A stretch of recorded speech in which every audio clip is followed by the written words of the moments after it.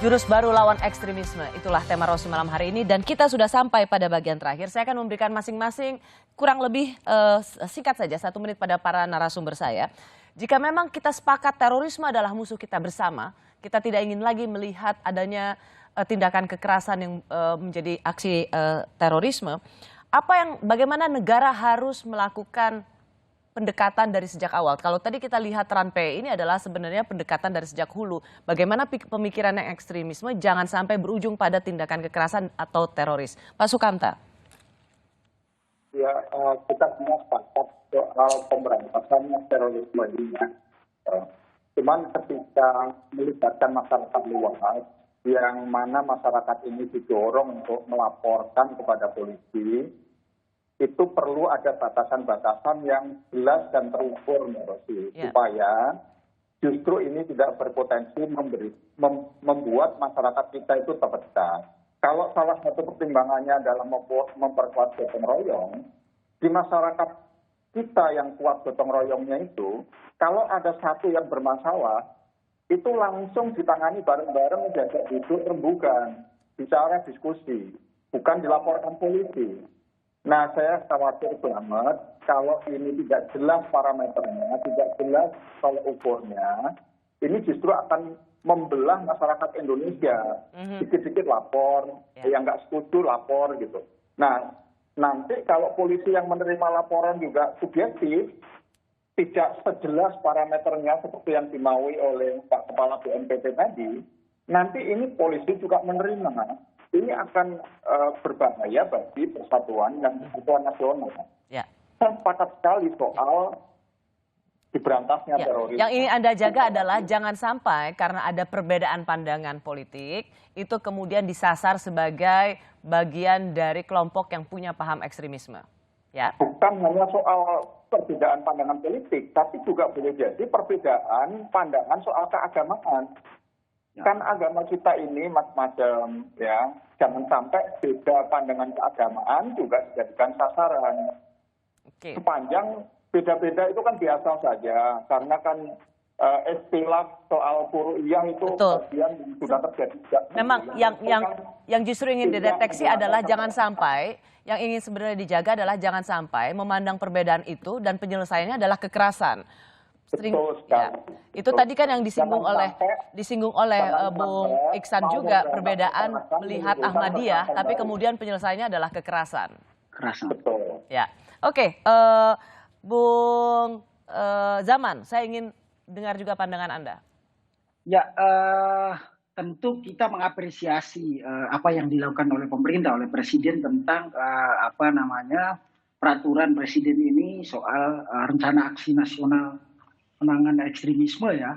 Ini sebagai komitmen atau sebagai keseriusan pemerintah dalam menangani atau dalam menyiapkan upaya-upaya pencegahan, karena di situ kita tahu itu adalah soft approach, pendekatannya pendekatan yang halus, dan kemudian juga tadi dijelaskan oleh Pak Boy bahwa soal penegakan hukum juga lebih pada penguatan capacity building.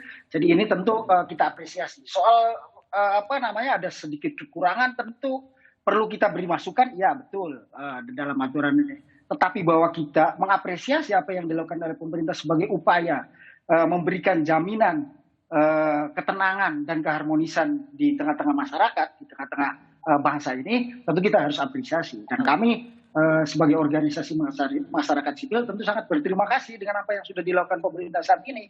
Dan kita semua harus membantu, karena tadi juga disampaikan bahwa persoalan terorisme ini bukan hanya masalah aparat keamanan, BNPT, tetapi juga masalah semua warga negara. Dan maka kemudian kita harus bersama-sama menangani ini. Terima kasih, Mbak. Terima kasih, Bung Isnur. Ya, Mbak Rosi, dari pengalaman YLBHI mendampingi banyak korban minoritas ya, Ahmadiyah, Syiah, kemudian teman-teman gereja, itu ada problem besar yang nggak diurus, yaitu pertama intoleransi. Betapa tidak misalnya kasus Cikesik, ada orang meninggal 3, pelakunya cuma diputus 3-6 bulan. Ada banyak kekerasan di mana-mana, misalnya Ahmadiyah di Lombok bertahun-tahun di pengungsian, nggak dikembaliin, nggak dapat pemulihan. Itu nggak ada wilayah penyelesaiannya.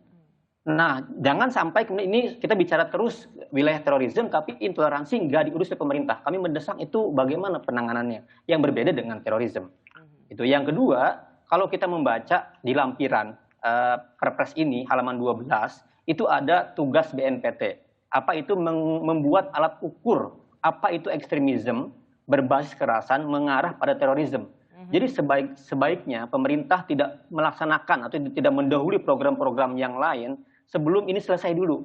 Ya. Jadi kekhawatiran kita malam ini terjawab oleh alat ukur yang jelas, alat ukur yang bisa kemudian tidak menimbulkan yang kita khawatirkan. Jadi itu saran kami, mudah-mudahan pemerintah bisa memprioritaskan memberikan alat ukur dulu, definisinya jelas dulu. Jadi jangan sampai dan menurut Anda ada ini sebenarnya agak sejalan dengan apa yang dikatakan oleh Bung Iksan, bagaimana dalam keseharian berbeda itu tidak apa-apa, tetapi ketika melihat perbedaan dan penyelesaiannya kekerasan, tadi Anda sudah menyebut Anda pendampingan pada kelompok-kelompok Ahmadiyah. Jadi gini, maka itulah yang harusnya juga menjadi PR utama.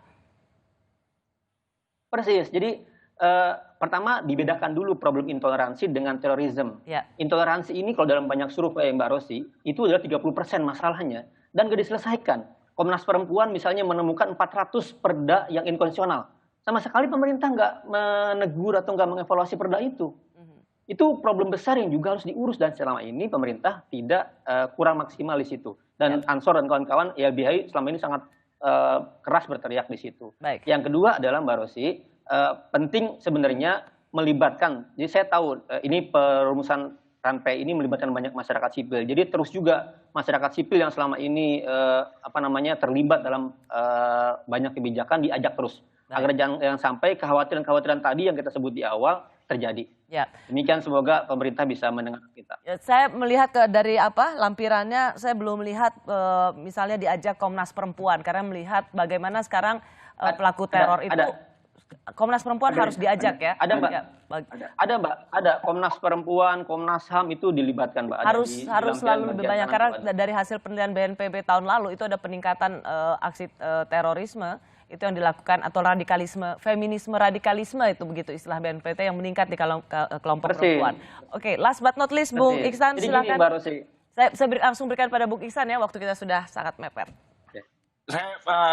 Saya kira-kira memahamilah Zeitgeist yang mendorong keluarnya ranpe ini ada kritik terhadap aspek pencegahan dari terorisme gitu ya. Nah, tetapi ini terorisme loh, ini makhluk yang khusus sekali dan sebagainya gitu ya. Sehingga meskipun kita berbicara mengenai pencegahan, dia harus dilihat sebagai sesuatu yang terkait khusus dengan makhluk yang disebut terorisme yang juga memiliki penekanan logika dan sehingga penekanannya juga harus khusus gitu ya. Nah saran saya sih mau disebut soft approach kayak pencegahan kayak dan sebagainya, terorisme itu adalah sesuatu yang khusus.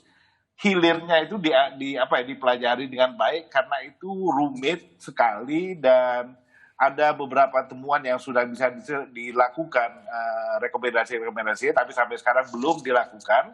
Kita tahu ya, tadi sudah saya sebutkan. Nah ke soal hulunya, soal pencegahannya, saya kira itu bukan lagi soal terorisme, meskipun terkait dengan terorisme, tapi dikeluarkanlah dari soal isu terorisme menjadi isu lain.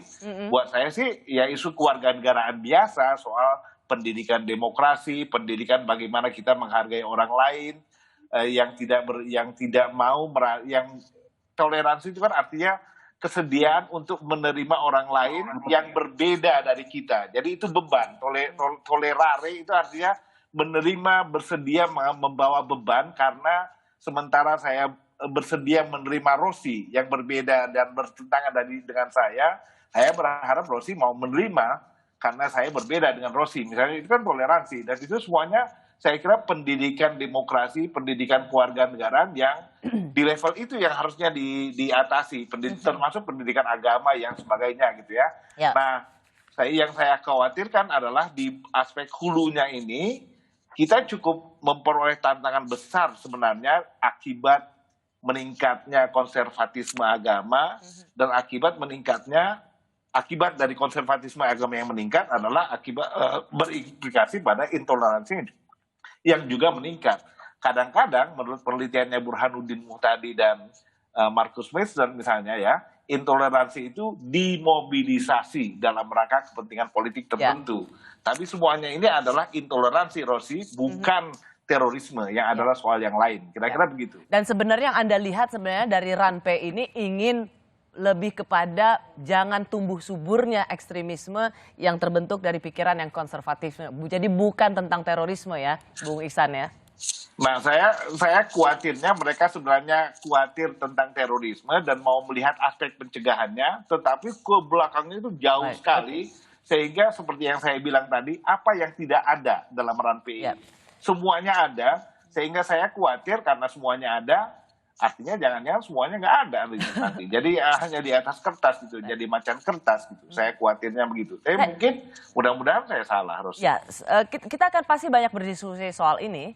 Dan tentu pemerintah butuh banyak masukan dari semua stakeholders atau semua dari kita termasuk teman-teman aktivis, karena bagaimanapun juga kita ingin semua warga negara Indonesia bebas dari rasa ketakutan. Terima kasih ya Bapak-Bapak. Saya dikit lagi aja. Oke, yang saya ingin menggarisbawahi yang dikatakan oleh Isnur tadi itu ya, karena biasanya kita itu kalau memandang terorisme, maka semua apa yang kita lakukan dalam rangka mencegahnya boleh. Itu yang ngeri, Rosi. Ya. Kita akan, Bapak-Bapak, pasti saya akan mengundang Anda lagi untuk berdiskusi. Dan saya ingin sekali bisa mengundang narasumber perempuan yang juga ikut bicara soal ini. Karena hasil temuan BNPT tahun lalu ada feminisme, radikalisme, bagaimana pemikiran radikal itu juga semakin menguat di kelompok perempuan. Jadi saya sangat mengundang kaum perempuan untuk ikut bicara urung rumbuk tentang ini. Terima kasih Bapak-Bapak, terima kasih Bung Zaman, terima kasih Bung Iksan, terima kasih Bung Isnur, dan last but not least, terima kasih Pak Sukamta. Terorisme adalah musuh kita bersama. Akar-akar penyebab terorisme harusnya bisa diidentifikasi sejak awal, sehingga kekerasan yang berujung pada aksi terorisme bisa dicegah. Negara dan kita semua punya peran untuk menciptakan kehidupan yang bebas dari rasa takut. Terima kasih sudah menyaksikan Rosi. Saya Rosyana Silalahi, tetaplah di Kompas TV, independen terpercaya.